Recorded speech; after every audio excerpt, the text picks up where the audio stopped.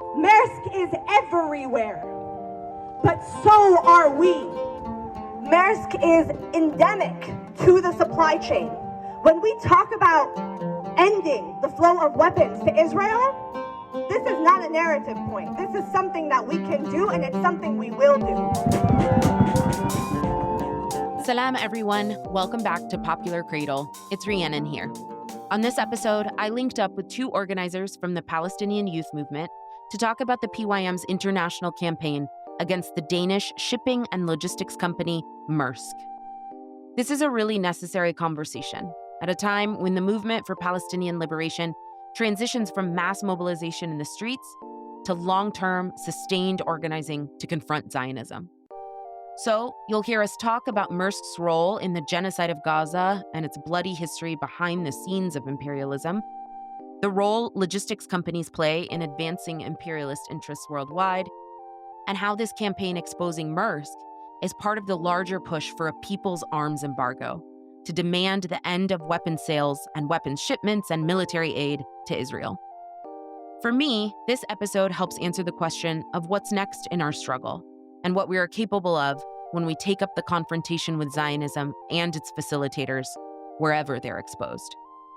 Enjoy this episode, and don't forget to check out the show notes for ways to get involved in the Mask Off Maersk campaign. So grateful that both of you could join us. First of all, we have Janine joining us from Britain. What city are you in, Janine? I'm based in London. Hi, Rhiannon. Thanks for having us. Hi. And Aisha is also with us. Aisha is in the Bay Area. Hi, Aisha. Hi, Rhiannon. Thank you so much for having us. Yes, thanks both of you for being here. I think this is going to be a really, really important conversation as there are so many updates just to talk about in the Maersk campaign, but also to let listeners in on why the PYM announced this campaign, why is it important to be organizing a campaign like this at this time, and how listeners and people can get involved in the campaign against Maersk. So maybe the first important thing to start with is, what is the origin story of this campaign? What is Maersk, and why should we be campaigning against this giant corporation? Yeah, thanks, Rhiannon. I think actually there's like three parts to that question.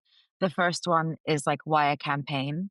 The second one is why a campaign specifically targeting the logistics sector. And then the third part is why Maersk as the kind of target of this campaign.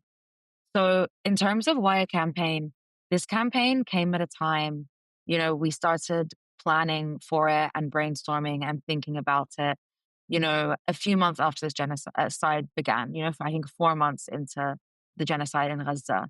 And we really were seeing historic numbers of people out on the streets. Here in London, we had at one point 1 million people take to the streets for Palestine. And we know that, the PYM led historic marches in DC and in Ottawa. And we really were thinking at some point, whether it's next month or in a year or in 2 years or whenever it may be, this genocide is going to come to an end.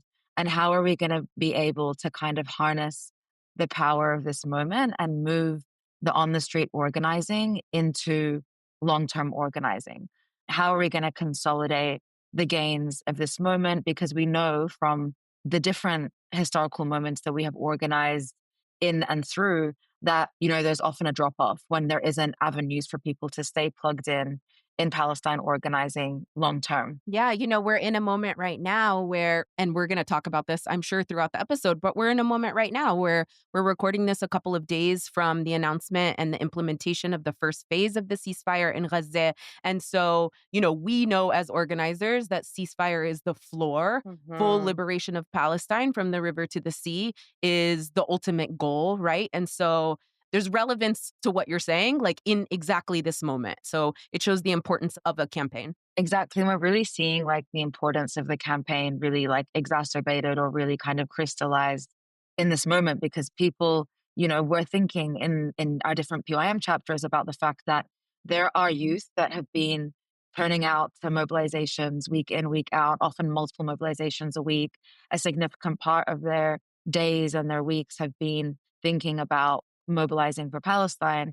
and now, want to continue taking the work forward and not sure how. And so a campaign becomes like a really good way of bringing people into the fold of the movement. And, we know, like, to also speak about this current moment, we know that, there's been a ceasefire in Gaza, but, we're also seeing increasing violence on the West Bank, specifically on Jenin. And when this podcast comes out, we will have also just released a report about Maersk's complicity in the settlement project. And so we know that, we'll get to why Maersk in a second, but we know that these big corporations are not just complicit in Gaza, they're complicit in the entire settler colonization of Palestine from the river to the sea. And so even if we're seeing a ceasefire in Gaza, there's still complicity, and there's still ways that we need to be organizing around these companies. We know, for example, also that the Zionist entity is currently kind of replenishing for their next onslaught of the Palestinian people. Yeah, no, I think that that's a really important point, Janine. I mean, if something that we were able to see over the past, year and 3 months of genocide is that the only moments of ceasefire that actually occurred, even for, a momentary second, was actually because Israel ran out of ammunition. And so right now, as we're preparing for the next phase of our struggle, they're preparing for the next phase of their genocide, or the next genocide that they're going to enact, whether that is on the West Bank or on Lebanon or on Gaza again. And so they're replenishing, they're trying to stockpile weapons. And so the demand for an arms embargo has never been as important as it is right now.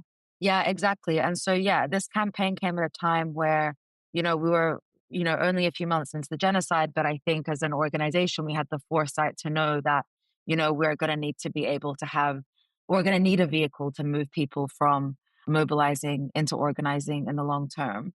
And this also campaign came at a time where we really saw this idea of the demand of an arms embargo really animating our communities. We saw that there was lots of energy around shutting down weapons factories, around here in Britain, there's a huge campaign against Elbit that's predominantly led by Palestine Action. In the US, I know there's a lot of energy around Northrop Grumman and Lockheed Martin and other weapons manufacturers. But these are actually quite localized campaigns, right? It's based on what manufacturers or what weapons companies operate in different locations.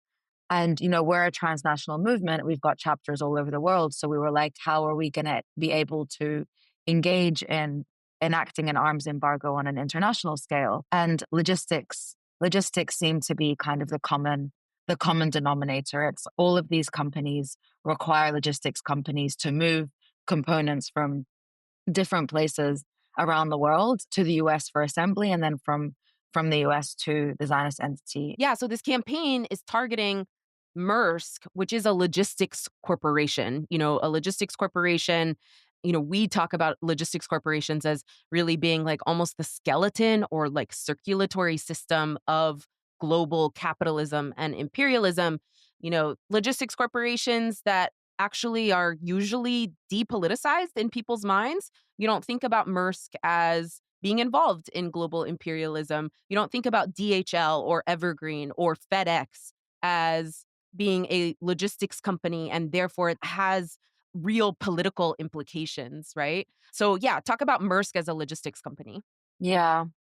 Yeah, I mean, exactly like you said, Rhiannon, every commodity in the world, everything that ends up on our supermarket shelves, everything that ends up in our fridges is transported either in whole or in part by a logistics company. And, weapons are no different. And actually, the weapons supply chain itself is really decentralized. What this means is that different parts of weapons are made in different places around the world, and they're usually sent to the US, where we know the majority of weapons to the Zionist entity of Israel come from. So they're sent to the US for assembly. And then once they're assembled, they're sent from the US to the Zionist entity. And so, logistics companies really are the invisible profiteers of this genocide. It would not be possible for the weapons that were used during this genocide to murder and maim and massacre our people to reach the Zionist entity if it wasn't for logistics companies. But like you said, these companies are not in the forefront of people's minds. But at the same time, they're a common denominator in the weapons supply chain. Every weapons manufacturer uses logistics companies to be able to get the parts to where they need to be for assembly and then the final weapons to where they need to be as well. And so, we actually decided to wanting to target a logistics company before we decided Maersk specifically. And the reason we decided Maersk specifically was for a few different reasons. The first one is that Maersk is involved in all aspects of the supply chain. So Maersk is involved in transporting components of weapons to the US for assembly. A really concrete example of this is they transport the wings of the F-35 fighter jet from a weapons manufacturer in Italy called Leonardo's, and they transport that to the US for assembly of the F-35 fighter jet. And they also transport complete military cargo from the US to the Zionist entity of Israel as well. And so they're involved in all aspects of the supply chain, predominantly also through a partnership with the US Ministry of Defense. And a recent PYM report also shows that they're involved in settlement projects. And so they really are a central component and, like we said, an invisible profiteer in the weapons supply chain. Another reason we decided Maersk was because it's an industry lead. Maersk is the second biggest logistics company in the world. And a lot of the early advice we were given was that whatever Maersk does, the rest of the logistics sector follows. So, for example, in response to Yemen's involvement in the Red Sea, Maersk decided to change its route and to no longer pass through the Red Sea. And as a result of that, all the other logistics companies ended up changing their routes as well. And so, by targeting the industry lead, we're able to actually make it untenable for an entire sector that is a key artery of imperialism to continue doing business with Zionism. And so we're confronting and isolating Zionism on a global scale through targeting a really, really strategic sector. Yeah. Yeah. And I think the other part about this is that it's, since it's a commercial company, their involvement in the military sector, their transportation of weapons is actually a small portion of their overall portfolio. And so we're able to isolate this small section of their economic portfolio, to be able to put pressure on them to actually drop their relationship to the Zionist entity. Yeah, that goes to the point.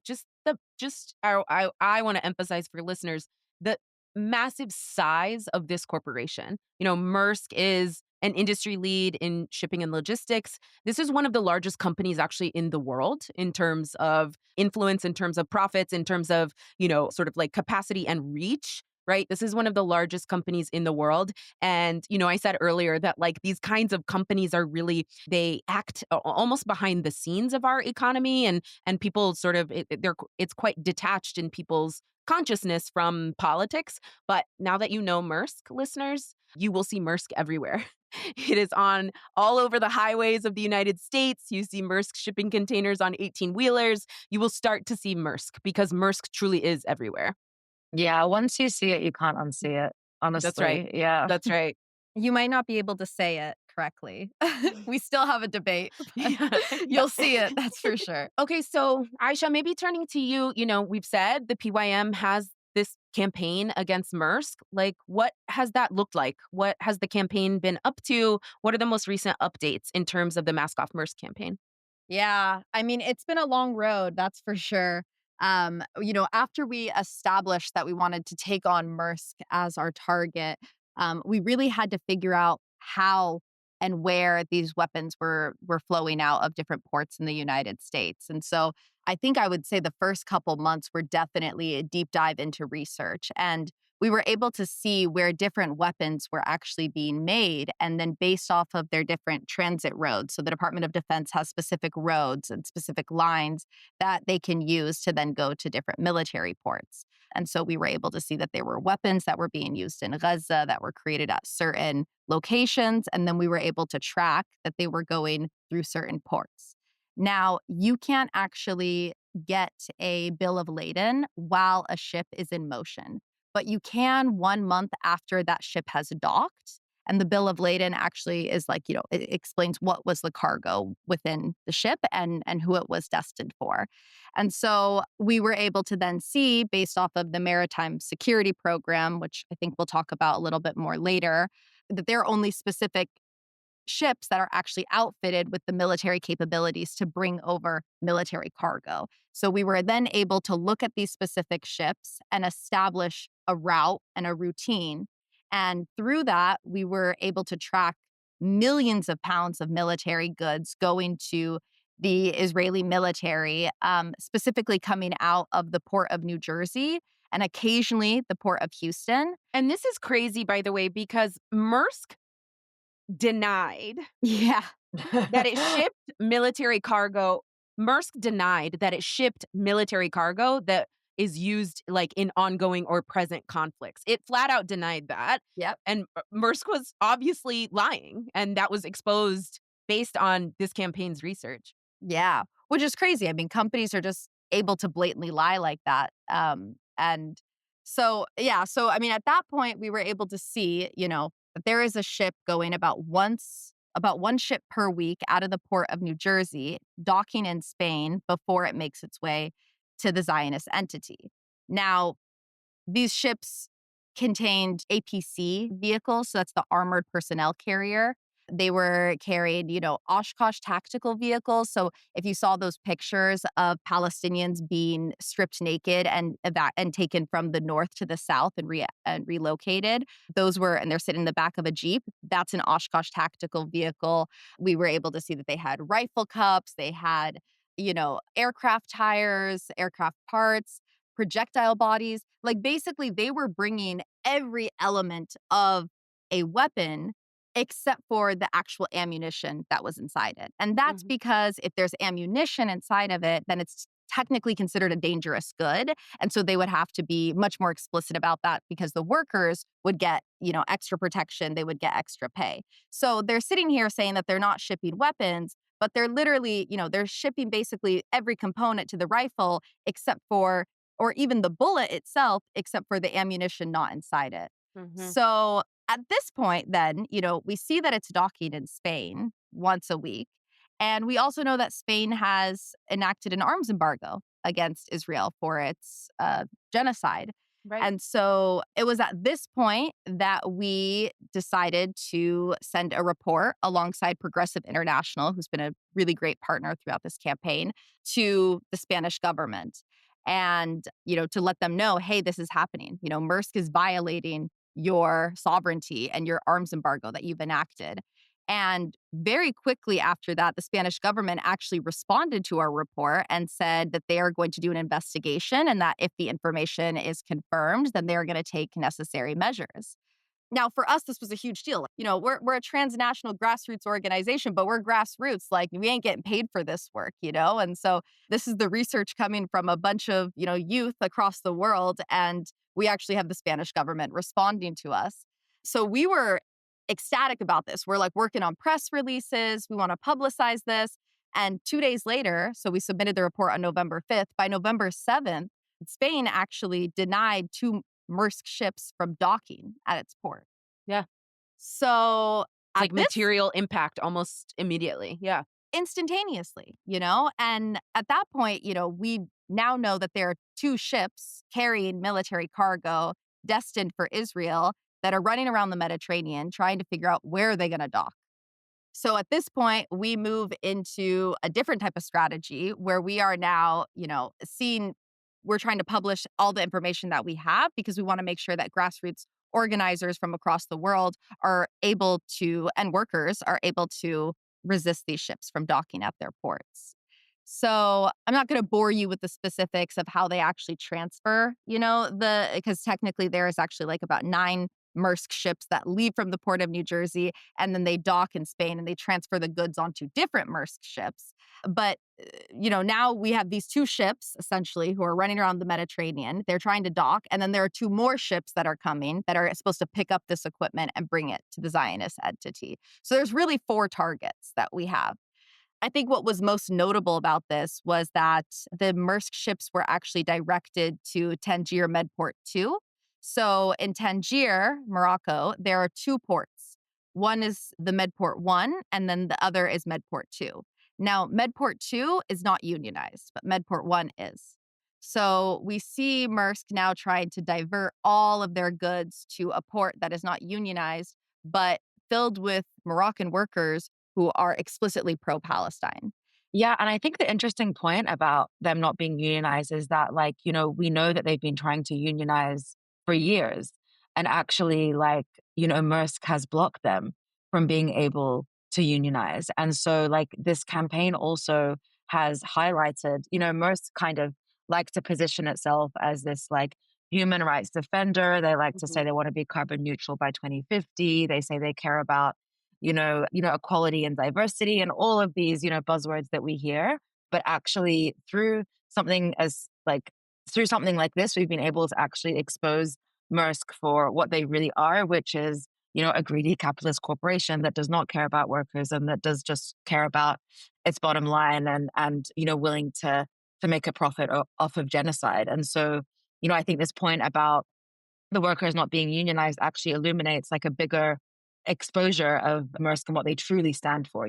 Yeah, exactly. And I mean, what would a union do for them, right? It would provide them protections for them to actually stand up for their rights and stand on the right side of history, which we know that we know that the Moroccan people as a whole want. And I mean, on a larger geopolitical analysis, right? Like we know that Morocco has normalized with Israel, but it's another level to actually facilitate genocide, right? To actually allow weapons to flow through their ports that are then going to be used to kill innocent Palestinians in Gaza. And so this created a huge contradiction for that port. And there was actually 10 workers who refused to handle the cargo. They faced fines. They've now been prevented from unionizing. In fact, some were put on unpaid leave, and we believe some may actually have been fired. And so, the Maersk had a harsh response to the workers who actually stood up against them because they know that this is a really important port for Maersk to maintain if it wants to continue to ship weapons to the Zionist entity. If they lose Spain, the next best port for them is the Tangier Med Port 2 because it's run by APM, which is a company under Maersk. Hey, y'all, quick pause on this conversation because there's actually been a major update. Aisha is talking here about reporting that exposed Maersk as shipping military cargo to Israel through Spain in violation of Spanish law. And as a result, Maersk was forced to dock that ship in Tangier. Since we recorded this, Maersk actually decided to reroute all Israel-bound shipments away from Spanish ports, which is a major win because it shows that a people-powered campaign can force this kind of disruption in the supply chain and ultimately hit Maersk's pocketbooks. Okay, just wanted to share that update. Now back to the conversation. So not only did we see the workers, respond to this and refuse to handle the cargo, but there was massive protests as popular protests from Moroccans. And the chants that we heard was Spain rejected it, Morocco accepted it.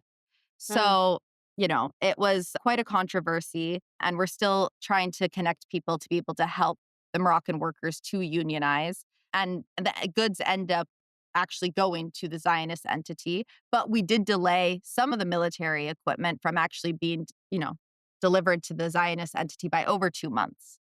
Yeah, I just want to highlight right here, like the value of this kind of campaign. And you see it materially in this instance, what happened, November, December of 2024 here, that yes, we as the PYM, we're a transnational grassroots organization, but through this campaign, building solidarity from Spain to Morocco, raising popular consciousness, igniting popular movement, right?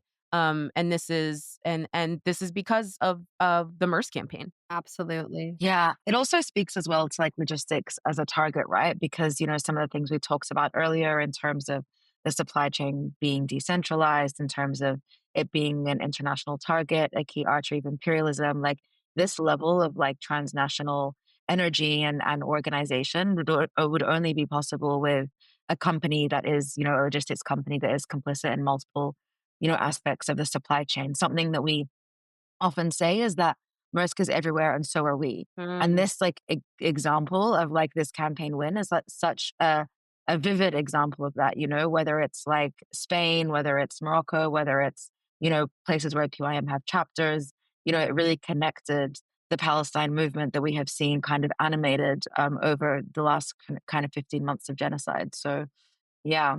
Yeah. Yeah, and it proved Maersk's role because up until this point, right, Maersk is denying that they're actually shipping Right. weapons. They're still lying. Yeah. Yeah. So when you have an entire government that's sitting here rejecting their ships based off of the cargo that they have investigated and they have seen that's carried, they're put up against a wall. And so at this point, Maersk then, releases a statement basically saying that they want to consult with the Spanish authorities because this cargo was no different than any of the previous shipments that have been routinely, transshipped through their ports. So they really expose themselves here because they don't know that we've actually been tracking and we've established that this is a routine for them weekly. So not only did we catch them, in this moment on November 5th, but we now actually have established from their own admission that they have been doing this, over the past 2,000 shipments. Yeah. And again, so knowingly flouting the Spanish arms embargo, Spain is meant to have or claim to have an arms embargo, and there's this company that is kind of like bypassing that. So yeah, there's also I actually talked about like the contradiction created like in Morocco. There's also this kind of contradiction that's created between Maersk and Spain, and also Spain and the US, because Maersk is kind of knowingly flouting the Spanish arms embargo. And this like leads to a series of different things happening, like the US government like threatens to sanction Spain over them refusing the ships. And it's just heightened a lot and like exposed a lot of these contradictions in and between these states. Yeah. Yeah. We saw now Spain is filing a lawsuit against Maersk because we know that they're flouting their arms embargo. And simultaneously, the US is threatening to sanction Spain because under the premise that Spain is a part of NATO. And these are these ships that were rejected from their port is a part of the maritime security program. So our campaign from grassroots, youth organizers actually is creating a diplomatic crisis, not just for the Zionist entity, but between NATO. So we're seeing, material impacts on a multitude of levels, and it's been inspiring for the organization. And we're not done. We have two more reports that are coming out. And I think that what's been really interesting about some of the future reports that are coming out, Janine talked about the settlement report. So not only have we been able to prove that weapons are, going in on Maersk ships to the Zionist entity, but we're also able to see that they are bringing in materials to literally build settlements in the West Bank. And they are bringing materials out from the settlements to be shipped to the rest of the world. So they're, knowingly working with, settlements and settlers that violate international law. And during our delegation to Europe, so the Maersk steering team, we took a delegation to Europe to meet with grassroots organizers and plan out different strategies. We quickly realized that it's actually easier to hold a company accountable for its involvement in establishing settlements in the West Bank than it is to actually hold them accountable for their facilitation of this genocide. And hopefully this campaign and the future work of the movement shifts that, but that's the reality of where we're at. And so it was really important for us to actually release this report that illuminated their role in, not just the genocide, but also the establishment of settlements. Yeah, this is a huge thing. When I was learning about this campaign and sort of and thinking about the importance of this campaign, that when you learn about Maersk and what Maersk does, what logistics does, again, in supporting and facilitating imperialism all over the world, you're changing how you're thinking actually about the economy, about international law, right? Because it is exposing what a massive role corporations, private corporations have in, for example, genocide, right? That, we have this massive international human rights law framework that supposedly, should be preventing bad state actors from doing things like carrying out a genocide. And we can talk a lot about like whether or not that international human rights legal framework is effective or not, right?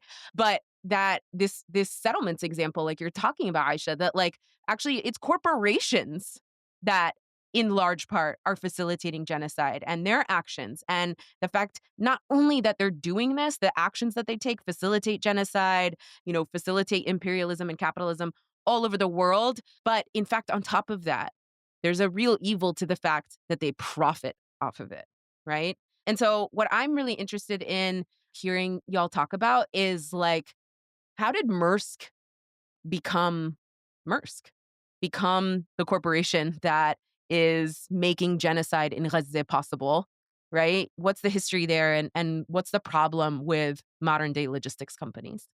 Yeah, I mean, and this isn't the first time that Maersk has played a really pivotal role in enacting genocide, right? It's a industry lead. Its last year's revenue was $51 billion, and they raked in $22 billion worth of profits. And so, I mean, for us, I think what's most applicable to the campaign is actually understanding historically how they have evaded moral responsibility to be able to profit big.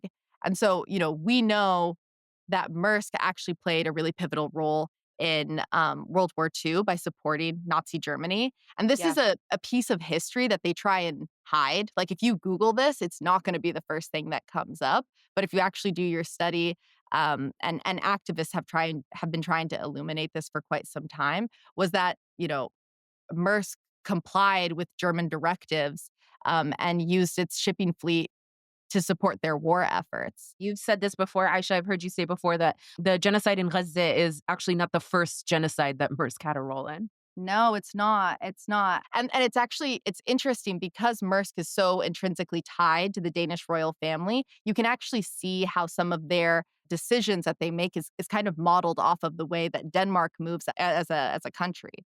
So they play this both sides. They try and ride the line as much as possible so they can profit big. We also know in apartheid South Africa, even after the world decided to enact an arms embargo, Maersk maintained its presence. And they continued to ship over military equipment and goods for the regime, and they profited big. And then, same in the Vietnam War, because of Maersk's role with the United States government and their military, they also brought over a significant amount of military equipment for the U.S. military to enact its genocide on the Vietnamese. And just to back up a little, because I talked about the Maritime Security Program, and I think that we've thrown around that term quite a bit, MSP. So the MSP program was actually established in the mid-90s after the Gulf War, and specifically Operation Desert Storm.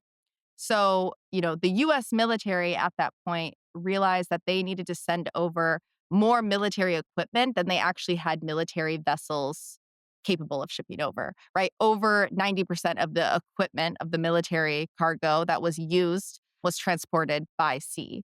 And so what they did was they established this thing called the Maritime Security Program, which basically means that they're able to use commercial vessels that are outfitted and are capable of shipping over military cargo. And right now, if we look at the MSP program, which is being used for the Zionist entity, Maersk comprises 1/3 of the entire MSP fleet. Yeah. I think really also like what you're saying, Aisha, or like I think something important to illuminate is that like Maersk has had a lot of practice in terms of like denying and covering up their complicity in, genocide, in war crimes, in, international breaches of international law, whether it's World War II or whether it's today. If you are to Google Maersk, like you would not find the evidence of these sorts of things. It's really been a big role it's been trying to play as PYM is uncovering these things. Yeah. A lot of the reports are in Danish. So a lot of the stuff that does exist doesn't exist in English. And so, I think that, and it's their relationship to the Danish government that really kind of gives them that level of protection. And that kind of illuminates as well how imperialism functions, that, the corporations and the states, go hand in hand. Their interests are aligned. Their interests are aligned with genocide. Their interests are aligned with expanding global markets. And that is exactly what we see. That's exactly what Maersk provides us an example of. Samir Amin talks about imperialism having both a military leg and an economic leg. And we see that in the way that Maersk functions. We see in terms of the economic leg, this like corporate government indivisibility in terms of the fact that they are so inextricably intertwined with one another. And, this commercial logistics company that is often bankrolled or supported by the Danish government is transporting military cargo. And actually, like a big part of why they decided to transport weapons during World War II to Nazi Germany was because it would benefit the Danish government and the Danish economy. And so you can see how, that's an example of how these things are intertwined. And then with regards to the military leg, it's kind of a no-brainer in terms of what they're transporting, and how, through transporting this military cargo, they are enabling, the expansion of the war machine, the expansion of the military industrial complex. And so Maersk really provides an example of modern day imperialism in practice. And like, just to add to that, also how these trade routes were actually developed was along like telegram lines. And so if you look at the way that telegram lines were laid out, it was to be able to send messages between, the core and the peripheries. So, from Britain to Algeria, from France to Algeria, like, that's how these telegram lines were developed.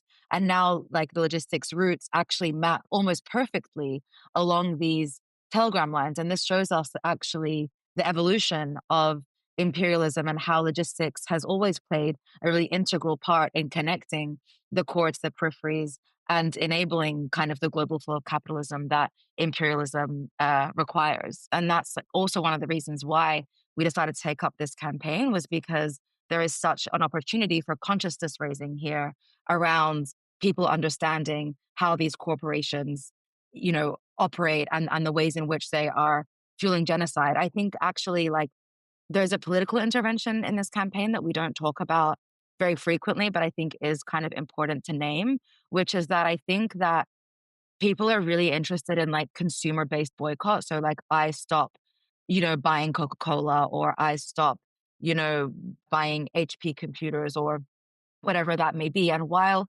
consumer boycott is really important, these companies, their household names, are not actually what makes genocide possible. Yeah. It's these invisible profiteers that are fueling genocide that make genocide possible.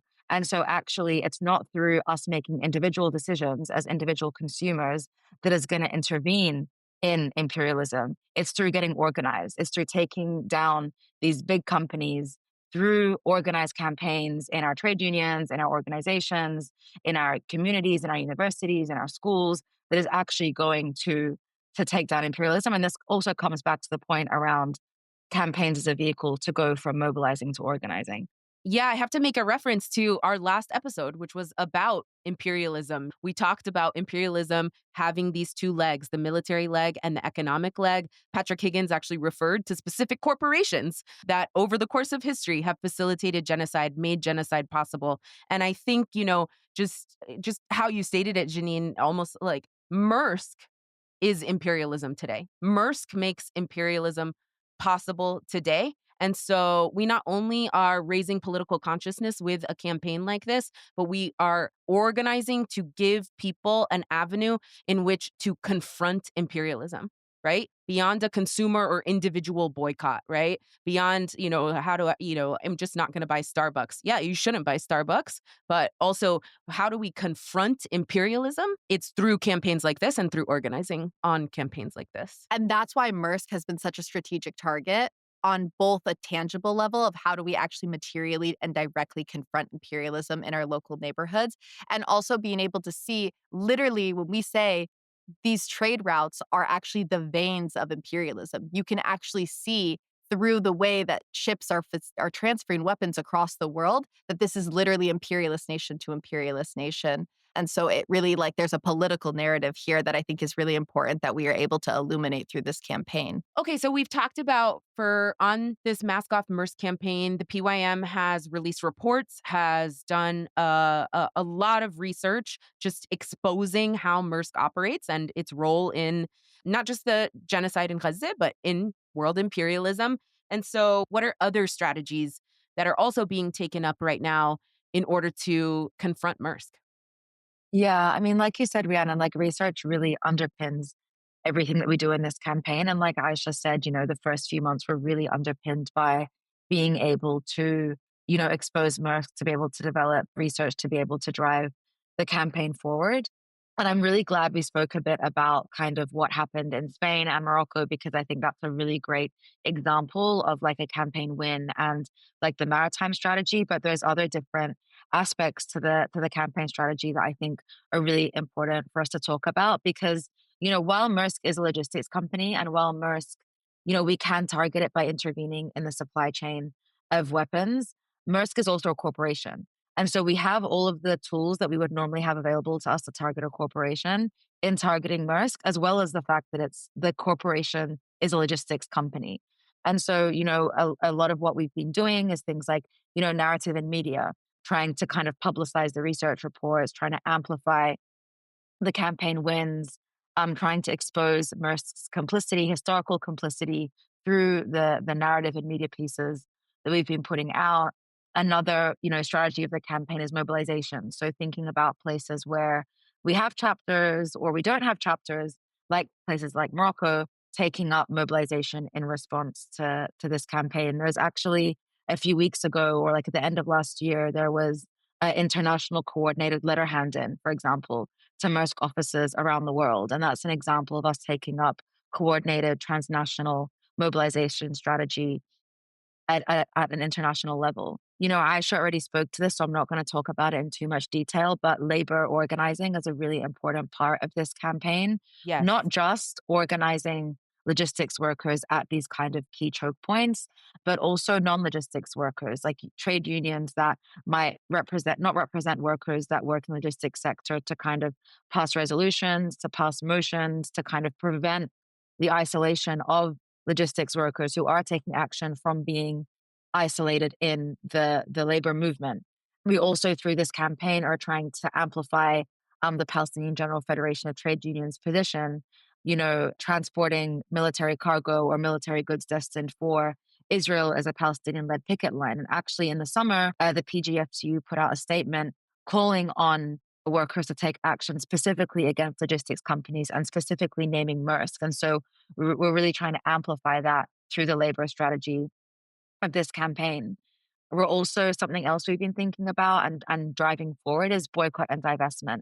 So things like, your city council divestment resolutions, or your city council divestment campaigns, pension fund divestment campaigns. In Copenhagen, Maersk has like a philanthropic body called AP Moeller Foundation, and they give philanthropic funding to at least a dozen artistic and cultural institutions in Copenhagen to do things that are like nothing to do with logistics. So things like art galleries, art exhibits, like cultural production, like all of that sort of stuff. And so we've been working with arts and cultural workers in Copenhagen who actually want to do, a campaign against these institutions accepting the funding from the foundation as part of like art washing genocide. So that's like a boycott campaign. So there's all these kind of diverse ways that we can target Maersk, that we can, create these local campaigns in the places that we exist to be able to target Maersk's kind of weak points in the places that we exist. So there's all of these different strategies we have available to us. Another one is shareholder. We know that Maersk is a publicly listed company. We know that there are shareholders that are sympathetic towards the Palestinian cause. And that's the exact logic of why we decided to take up this campaign, right? Like, this is a people's arms embargo. We knew that the government wasn't responding to our demands, and we knew that the imperialist governments are going to do what imperialist governments do best, which is support and facilitate genocide. So what we decided to do was shift our energy towards a corporation that has the ability to be divested from, that has shareholders that has to respond to them, that has these, ethics and these, principles that they supposedly align with, that we're able to call them on and actually expose that they're not following through on what they have said that they would actually do. And so, for us, that's why this is why it's a people's arms embargo. Yeah.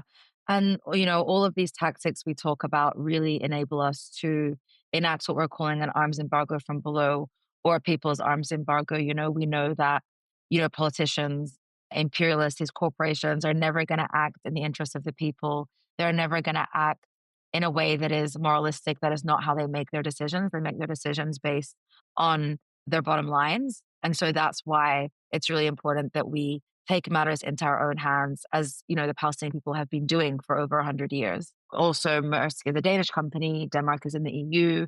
The EU has its own set of laws and legal frameworks. So that's another route that we're exploring and thinking about. So there's all these kind of diverse tactics we have available to us. And the idea behind this is that because Maersk is such a huge corporation, there's such a diversity of tactics that we can use to be able to target them.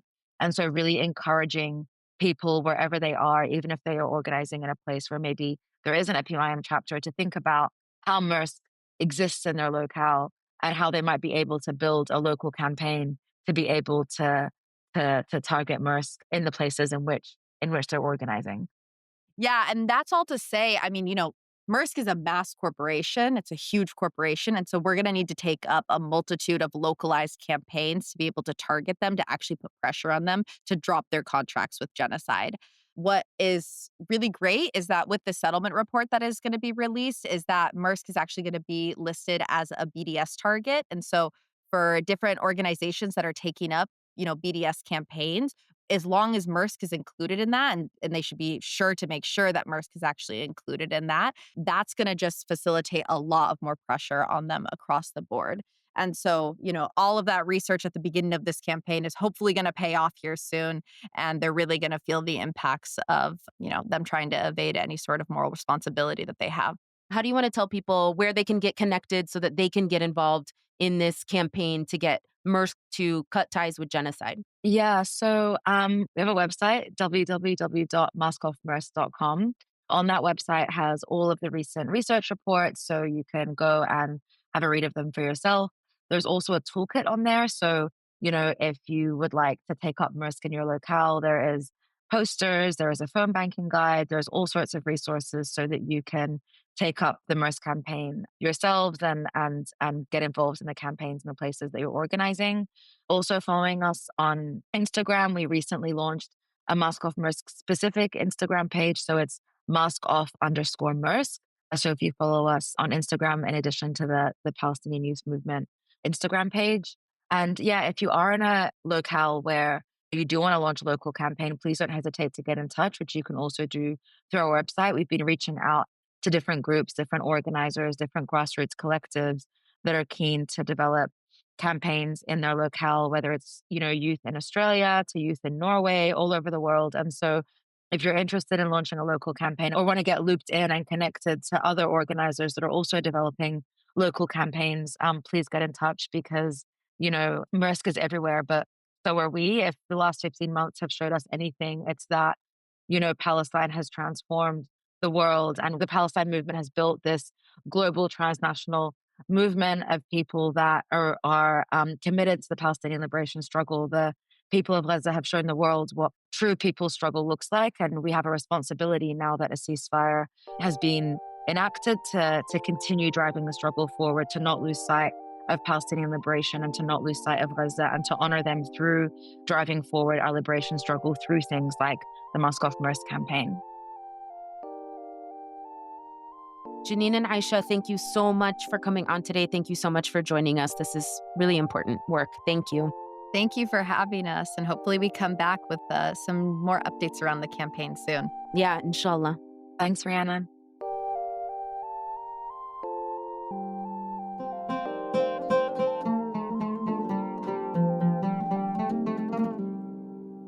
Popular Cradle is made in partnership with the Palestinian Youth Movement. Thank you to the many people who contributed to the making of this episode. Our editor is Soraya Shockley. Our artwork is by Shenbi G and Vivek Venkatraman. Our theme music is composed by Salma Talib and performed by Clarissa Bitar and Hisham Jarmakani.